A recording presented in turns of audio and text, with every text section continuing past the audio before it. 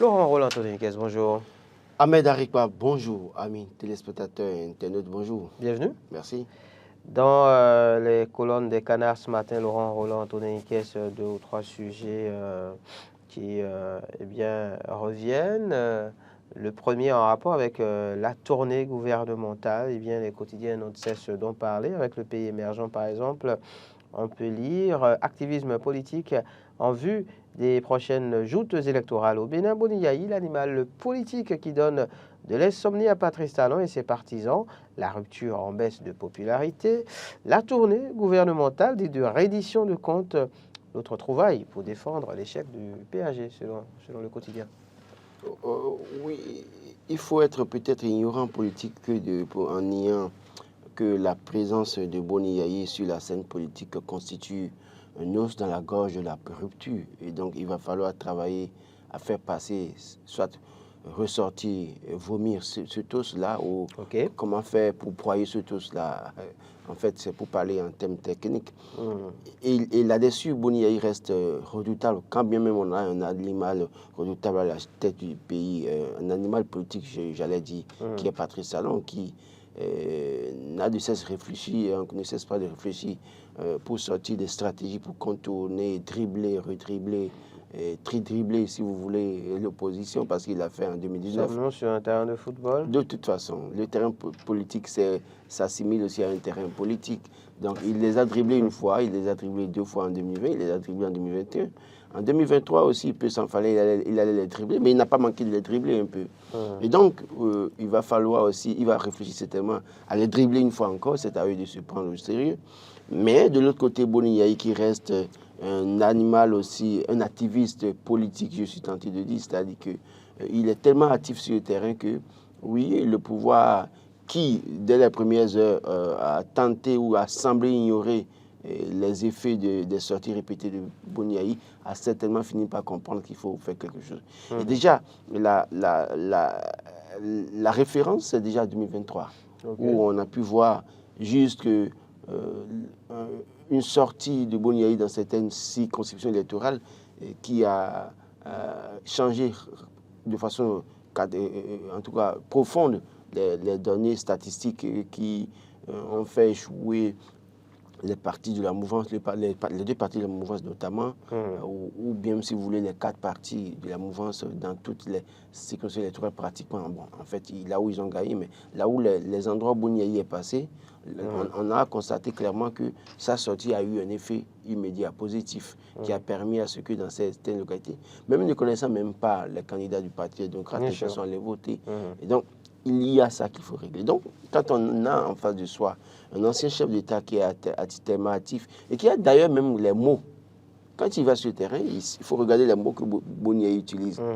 Il s'intègre à la société, à la communauté, et il dit des choses pour capter l'attention des populations. Quand c'est comme ça, et que vous êtes au pouvoir et qu'à un moment donné, vous n'avez pas une norme de communication, que vous avez compris que ça a des limites, il faut aussi changer de stratégie. La stratégie, peut-être aujourd'hui, c'est de faire la reddition de comptes telle que ça se fait et d'aller expliquer aux populations, oui, que voilà, ils ont donné de l'eau à 60% de Béninois, ils ont donné de l'électricité à plus de 400 localités, ils ont fait la statue de l'Amazon, ils ont fait les voies, ils ont fait ci, ils ont fait ça.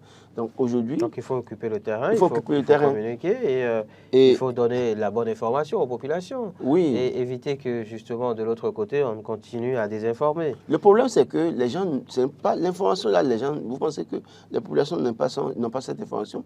Les populations ont l'information que Patrice Talon, a fait des voies, hein. Non. Vous pensez, même dans les bénétophons. Mais il ne s'agit pas que de voix. Oui, justement, le problème, en fait, ils sont en train de passer à côté de l'essentiel. Pour moi, dans cette affaire de reddition de comptes, ils passent à côté de l'essentiel. L'essentiel, c'est de rassurer les Béninois pour dire, désormais, nous allons subventionner un certain nombre de produits. C'est de dire, nous allons accompagner un certain nombre de producteurs locaux pour que nous puissions avoir une autosuffisance alimentaire, qu'on puisse avoir les matières, les denrées de première nécessité à moins de coût. C'est de ça que les gens ont besoin, parce que les gens savent que Patrice Talon a fait des voies. Les gens savent qu'il y a une statue de l'Amazon de 30 mètres. Les gens savent que le boulevard de la Marina a été aménagé. Les gens savent que la voie Segbanan, je sais quoi, a été arrangée. Tout le monde sait ça. Les gens ne savent pas que les gens ne passent pas. En fait, c'est pour ça que moi, j'estime que tel qu'ils font là, ce n'est pas ça qui règle le problème. Aller répéter ce que les gens savent, avec des gens peut-être triés sur le volet, ce n'est pas ça qui règle le problème. D'accord. Est-ce que vous iriez jusqu'à dire que cette tournée gouvernementale de reddition de comptes est une trouvaille, comme l'a écrit le pays émergent, pour défendre l'échec du PAG? Bon, est-ce qu'il y a échec du PAG? C'est vrai que l'un dans l'autre, quand on analyse, excusez-moi, quand on analyse, on constate qu'au niveau du PAG, des travaux ont été prévus, ont été réalisés. Soyons sincères, soyons honnêtes en reconnaissant qu'il y a certaines choses prévues dans le PAG qui ont été réalisées. Donc, ce n'est pas totalement un échec. Voilà. À bien des égards, c'est des échecs à des endroits. C'est abusé que de parler d'échec du PAG. Oui, pour moi, c'est abusé de dire qu'il y a l'échec du PAG. Parce que dans le PAG, il y a un certain nombre de chantiers. Il y a les musées, il y a, par exemple, comme vous appelez, les stades, il y a cette chose qui a été réalisée. Et c'est constaté. Donc, on ne dira pas que le PAG, c'est un échec à 100%. On peut dire, oui, il y a des choses essentielles, notamment les lycées, qu'on peine à construire dans nos centres, dans nos localités. L'hôpital de référence et autres. Il y a beaucoup de choses prévues dans le PAG. Pour moi, pour être honnête, c'est que des choses ont été réalisées. Encourageons le gouvernement à faire davantage ce qu'ils ont prévu dans le PAG 1, et le PAG 2, qui a été une continuité du PAG 1. Mais on ne peut pas dire que c'est un échec. Seulement que, oui, on constate qu'ils sont venus, ils sont allés sur le terrain pour rappeler ces choses que les populations connaissent déjà, sans pour autant les rassurer de ce que, oui, quand je vois, par exemple, la vice-présidente Aléa Alada évoquer qu'une dame a parlé et dit qu'il n'y a pas de voix à Alada et si c'est ça qu'il faut appeler le chef de l'État pour un troisième mandat, et que la vice-présidente reprend ça avec assez de zèle, assez de fou. Moi, je crois que c'est des choses... C'est les ratés pour moi de cette tournée de reddition de comptes. En parlant de ratés, justement, cette déclaration du ministre des Petites et Moyennes Entreprises et de la promotion de l'emploi pour encenser le président Patrice Talon, écrit le quotidien Le Pays Émergent, quand Modeste Timothée Kérékou profane la mémoire de son feu père, le général Mathieu Kérékou, naguère très critique à l'endroit du pouvoir. Il a été pourtant ministre des Sports sous le régime Yahi en 2010. Laurent. Je voudrais rappeler aux Béninois l'histoire, le parcours politique de Modeste Kérékou. Du ministre Modeste Kérékou. Bon, que si vous voulez, c'est un citoyen comme moi. Oui, mais du ministre. Bon, de toute façon. Voilà. Oui, parce qu'il a écrit quelque chose sur Facebook, là, une autorité de son rang ne pouvait pas se permettre ça. Ce n'est pas bien. Est-ce qu'on a authentifié la publication? De toute façon, c'est sa page Facebook. D'accord? Et on le reconnaît par les chaussettes rouges. En tout cas. Bon, bref, c'est une parenthèse. Oui. Alors, ce qu'il faut dire, voilà quelqu'un qui était encore étudiant qu'on a positionné pour être député. Donc, il n'a rien fait pour mériter ça. La seule chance qu'il avait, c'est que son père était au pouvoir. Selon votre analyse. Mais écoutez, l'histoire est là. C'est pas parce qu'on est étudiant qu'on ne mérite pas d'être non, mais je dis la chance qu'il avait, son père était au pouvoir. Si son père n'était pas au pouvoir... Vous dites qu'il n'a aucun mérite, mais ce n'est pas parce qu'on est étudiant qu'on ne mérite pas d'être positionné sur une liste pour être élu député. Je dis, et j'insiste, c'est moi qui le dis, je l'assume, ce que lui, il a eu en tant que député très jeune, parce que son père était au pouvoir là, il ne le méritait pas. C'est une faveur parce que son père était au pouvoir. Selon vous? Oui, et je pèse bien mes mots. Et donc, quand la nature vous fait grâce parfois et que vous avez cette chance-là, et que vous avez même été ministre, votre père était président, était député, et qu'après vous avez été ministre d'un ancien président, avant d'être ministre maintenant, on contrôle son langage. On ne dit pas n'importe quoi. Parce que quand vous dites ça, vous donnez raison à ceux-là qui pensent que, oui, pour être en politique, il faut vraiment des gens qui ont la tête sur les épaules. C'est de ça qu'il est question. Parce que, quand vous participez à un régime et que vous avez été ministre des Sports et que vous avez été incapable de conseiller à votre président à l'époque de construire 22 stades et qu'après, c'est celui que vous savez maintenant qui construit 22 stades, vous ne pouvez pas faire le procès de l'autre parce que vous-même, vous étiez ministre, vous pourriez proposer. Et si vous aviez proposé qu'on a refusé d'exécuter, il faut le dire. À aucun moment, on l'a écouté pour dire j'ai fait la proposition, le président Bouniaï a rejeté.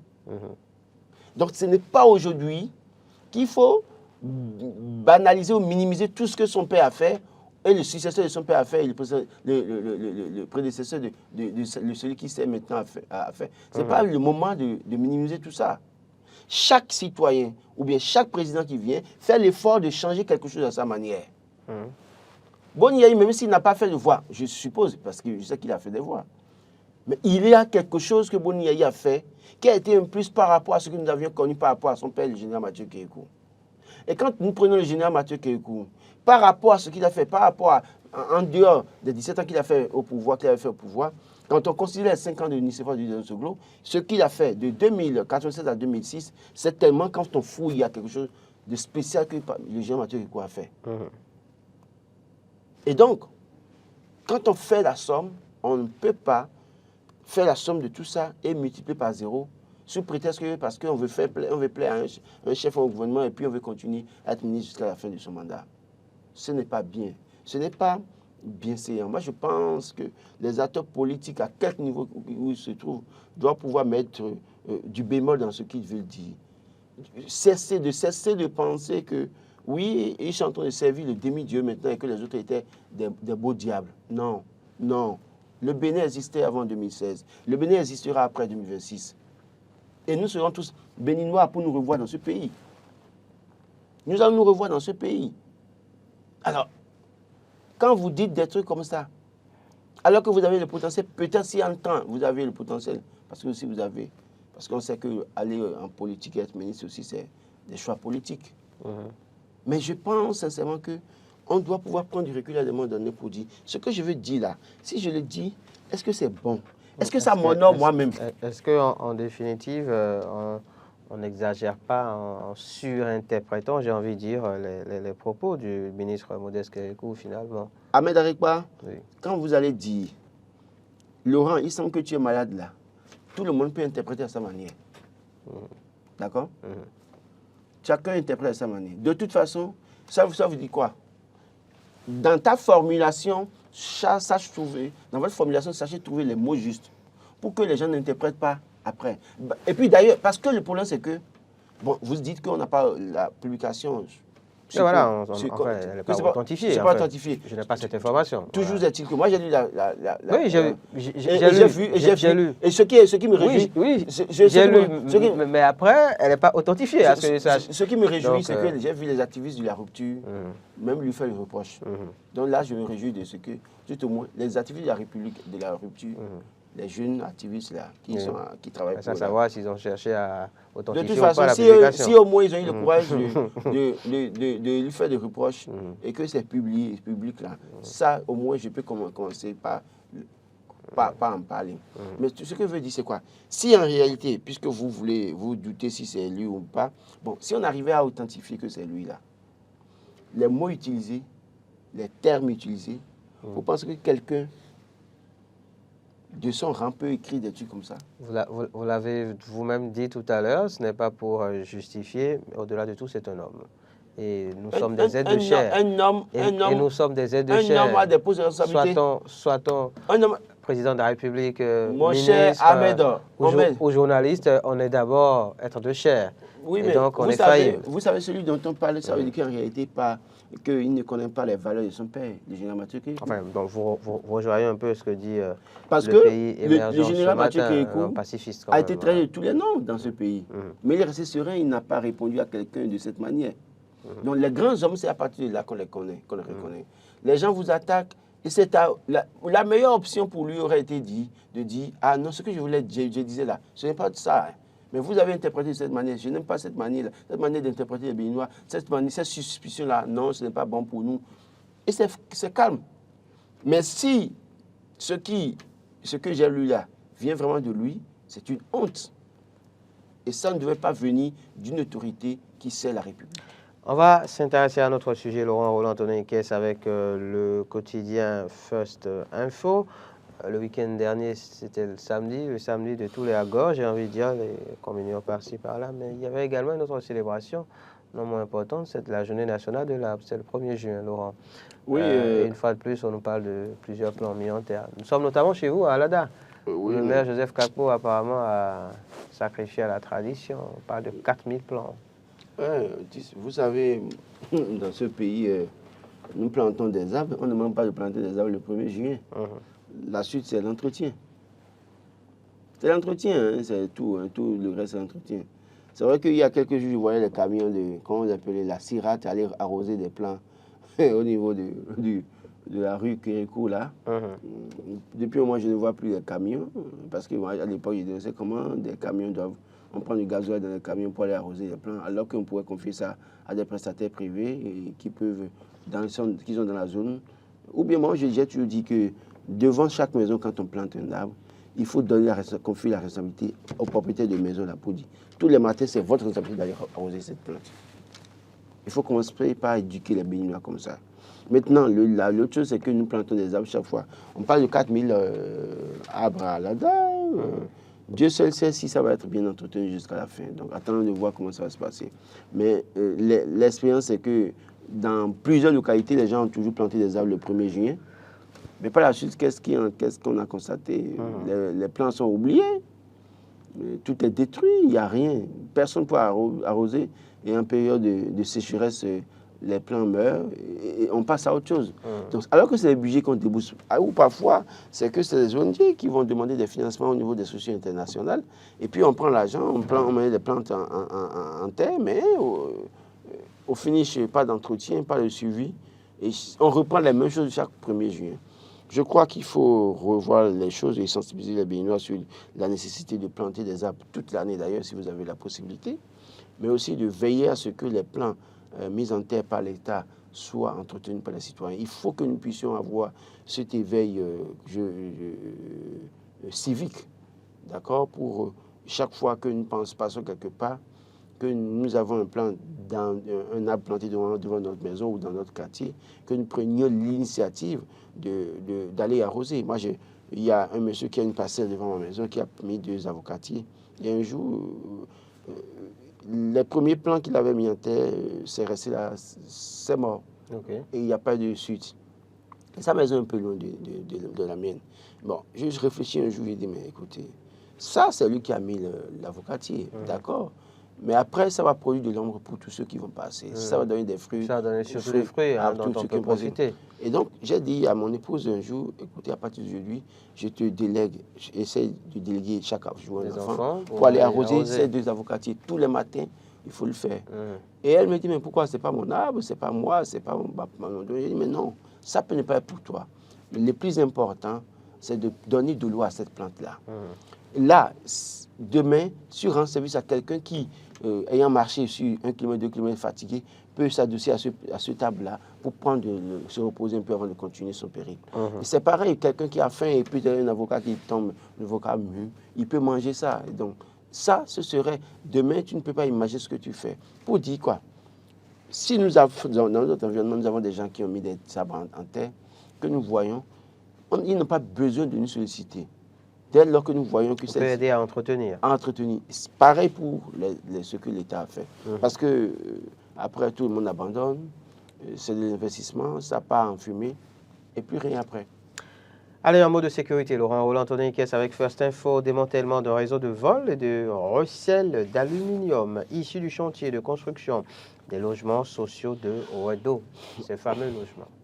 Oui, je crois que si quelqu'un enfreint la loi, la personne doit répondre. On vous dit de venir travailler, vous allez voler. Et cette pratique, on voit ça chez beaucoup d'ouvriers, malheureusement. Et moi, je continue de poser la question de savoir, est-ce que les gens réfléchissent suffisamment? Vous avez un régime qui ne s'amuse pas avec ces choses-là.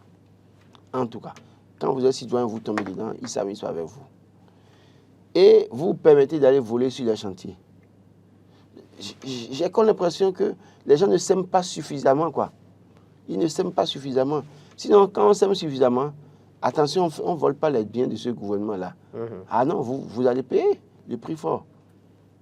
Et je voudrais interpeller tous les gens pour dire, quand on vous appelle quelque part à servir, là, allez faire votre travail uniquement, allez chez vous. Ne cherchez pas à voler. Parce que si vous voulez, on vous présentera à la criette ou je ne sais quoi. Et là-bas, c'est difficile.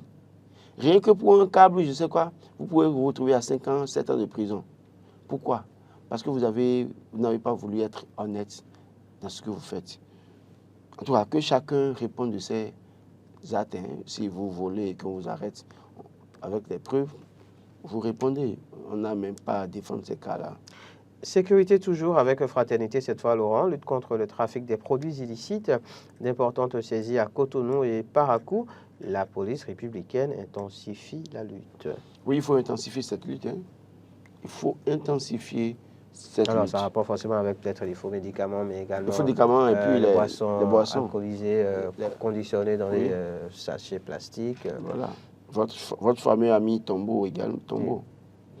Les distributeurs également de chanvre indien et tout le reste. Oui, il faut vider tous ces gens-là. Il faut les arrêter. Il faut les mettre, comme on le dit, hors d'état de nuire parce que nous sommes en danger dans la République quand nous laissons des gens comme ça circuler. Et ça, quand ils finissent de commettre, de prendre ces produits-là, on ne sait jamais sur qui ils vont jeter leur dévolu, assassiner, faire du mal, violer, on ne sait pas. Ça peut être votre enfant, ça peut être votre épouse, ça peut être votre soeur, ça peut être votre mère. Et c'est pour ça qu'il faut encourager les forces de l'ordre à arrêter ces personnes-là. J'insiste sur le fait que les populations doivent collaborer. C'est très important. Quand vous voyez des présences suspectes dans votre environnement, quand vous voyez des jeunes aux yeux rouges tous les matins, pas comme moi, hein, parce que moi je suis né comme ça, donc ne me mélangez pas avec eux. Donc, j'ai les yeux rouges depuis mon enfance. Voilà, qui se dédouane. Non, mais je ne me dédouane pas. On va vous faire passer des tests. Mais ils savent ça. Ils savent que je ne prends pas. On va vous faire passer quelques tests. Ils savent très bien que je ne prends pas. Parce que si cet homme je prenais, c'est sûr qu'ils allaient dire me piéger et me prendre depuis. Donc, je ne suis pas dedans. Donc, quand les jeunes... Donc, les jeunes... Oui, donc... les jeunes que vous voyez les matins parfois, qui sortent des broussailles ou des petites forêts avec les yeux rouges, avec des comportements bizarres. Les yeux rouges comme les vôtres. Il faut les dénoncer. Moi, je n'ai pas de comportement bizarre. Je viens parler correctement normalement ici, donc il n'y a pas de problème. Parfois, c'est la fatigue qui fait ça. Donc, oui, si vous voyez des jeunes comme ça, il faut les signaler. Mais pas de règlement de compte. Parce que quand on dit ça au Béninois, c'est beaucoup plus arrivé les règlements de compte. On a tout fait justement de confondre cela à un règlement de compte. Alors, vous qui avez l'habitude justement de sillonner un peu les environs de votre domicile, de vous promener tard la nuit, à des heures indues selon moi en tout cas, quel constat faites-vous? Merci de préciser que c'est selon vous. Oui. Bien sûr, quel constat faites-vous par rapport justement aux fameuses boissons alcoolisées conditionnées en sachet plastique? Est-ce que vous en voyez encore sur les étalages, au niveau des fameuses cabines et tout ça? C'est toujours sur les étalages. J'ai fait le tour, je crois, samedi, dimanche soir. Bon, on a appris qu'une faute... Même pas plus tard qu'hier. Oui, pas plus tard qu'hier. J'ai vu ça sur les étalages. D'accord. J'ai sensibilisé cet tenancier de cabine pour leur dire, mais écoutez, là, attention. Quelle a été la réaction? Ah non, mais... Comment on va faire? Les gens, ils ont dû acheter il faut vendre ça parce que c'est de l'investissement. Donc, s'ils détruisent ça, c'est de la perte, c'est une perte pour eux. Mais je préfère qu'ils aient une perte maintenant plutôt que de se faire prendre par la police. C'est ça. Alors, justement, ce silence quand même de la police par rapport à cet état de choses, parce que oui, on a appris que dans la partie septentrionale du pays, il y a une répression en cours et une importante cargaison a été arrêtée.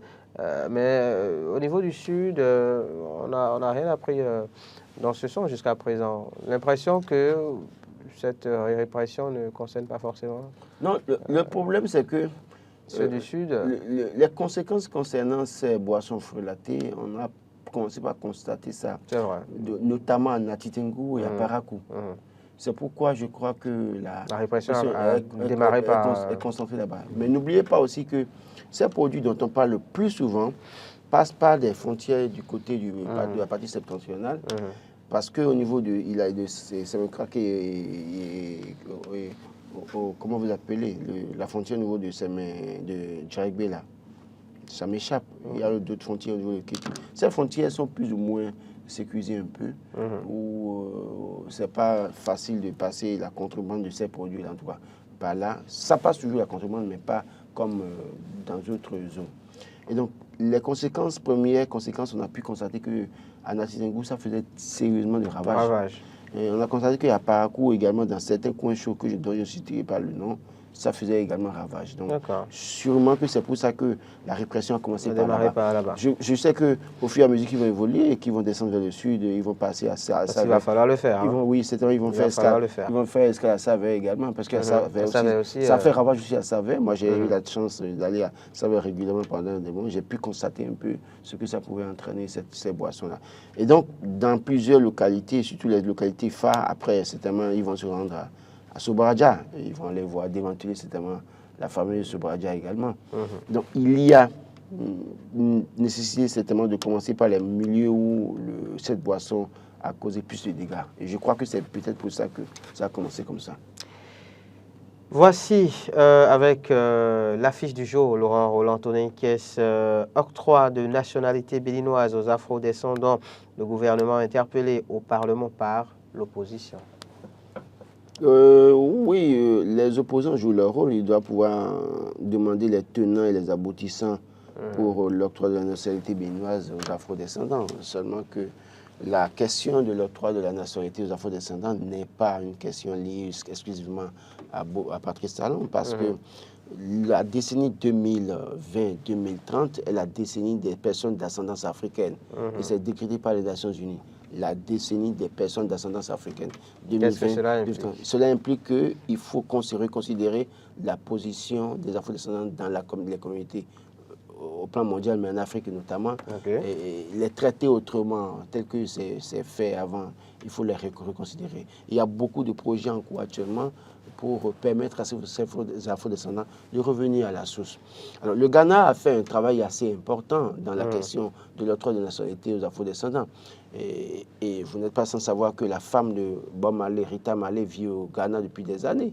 Et elle qui est devenue ghanéenne et qui est même a eu un nom ghanéen et qui vit depuis des années. Et il y a beaucoup d'afro-descendants qui ont fait le tour pour revenir en Afrique et qui sont installés au Ghana, qui ont pris la nationalité ghanéenne et qui ont pris des noms ghanéens. Et il y a ce couple-là que je connais qui est du côté à Papa aujourd'hui, un couple de la Martinique. Et ils ont quitté la Martinique, ils ont fait escale au Ghana, ils ont changé leur nom. Ils sont restés au Ghana pendant un moment avant de dire qu'ils ont envie de revenir au Bénin. Ils sont au Bénin. Je ne parlerai pas de la famille Dja, père à l'âme de mère Dja, qui a fait le grand retour. Et c'est des gens que nos grands-parents ont vendus. On dira oui, ce n'est pas de leur volonté parce qu'il y avait un rapport de force, il y avait un certain nombre de choses qu'on leur proposait, mais il y avait un rapport de force qui les obligeait à envoyer parce que notamment à un moment donné, soit vous composez avec eux ou mais alors vous êtes transformés en esclaves. Et n'oubliez pas que l'histoire de Toussaint Louverture, dont le grand-père d'Ekino Gao a quitté Alada pour aller s'installer en Haïti dans une certaine mesure, et puis après on a fait de lui un esclave. Il a dû batailler pour la liberté des Noirs en Haïti. Donc il y a ces personnes qui sont allées pas de leur gré. Et les enfants ont grandi. On finit par comprendre que là où ils se trouvent, ce n'est pas leur pays d'origine. Ils disent, nous voulons revenir au pays. Quoi de plus normal? Oui, ça c'est normal, après ce que demande maintenant, l'opposition, c'est est-ce qu'il y a une loi qui encadre, qui sont ceux qui peuvent en bénéficier? Justement, voilà, des détails quand même. Oui, c'est ce que je dis. Non, je ne condamne pas la posture bien dit, qui sont dans leur rôle. Parce qu'il ne faut pas qu'on vote cette loi pour arranger peut-être des gens qui sont proches de certains et que maintenant cette loi ne soit pas ouverte à tous les afro-descendants. Donc il faut trouver le mécanisme de sorte que tous les afro-descendants qui ont envie de venir au Bénin, parce que je conçois très mal qu'un afro-descendant qui a été descendant d'un esclave qui a été vendu illégalement et contre son gré, qu'il veuille revenir sur la terre de ses ancêtres et qu'il aille payer pour le visa d'abord. Non, il faut qu'on arrête ça. Pendant ce temps, Laurent Roland-Antonin Kies, obligation de résultats pour Guénot-Rohr dans le cadre des 3e et 4e journées des éliminatoires mondiales 2026 et la Fédération béninoise de football qui reçoit les bénédictions de Martin Adjagodo. C'est un nom fort. On a vu d'ailleurs les photos. Vous vous souvenez de ce match où que les Béninois voulaient jouer, ils sont allés voir Adjagodo pour lui faire promettre de l'argent ou lui donner de l'argent. Parce qu'on estime qu'il faut... Si béni que ça a gagné, c'est du pipeau. C'est du pipeau. il faut que les gars aillent jouer. Il faut laisser Adjagodo là où il est. Si vous voulez donner de l'argent à Adjagodo, allez lui donner de l'argent. Si vous voulez donner de l'argent à Anjorin. Nous sommes en Afrique, nous sommes au Bénin, on a besoin de la bénédiction des anciens. Quel ancien? Laissez en faire. Si vous voulez donner de l'argent à Adjagodo, allez lui donner de l'argent chaque fois, par mois. Essayez de trouver quelque chose à lui envoyer. Bon, je ne sais pas, peut-être qu'il a avoir sa bénédiction. Voilà, bon, maintenant, il faut envoyer de l'argent à Anjorin aussi par mois, les anciens là. Maintenant, oubliez, il ne faut pas attendre match pour aller dire qu'on veut bénédiction d'Adjagodo ou d'Anjorin. Il faut que les joueurs aillent se mettre en gens, qu'ils soient... parce que les gens dans le club là, ils sont au banc. D'abord, les clubs inexistants, j'ai toujours dit. Il y en a qui sont dans les clubs inexistants et qui jouent le banc aussi.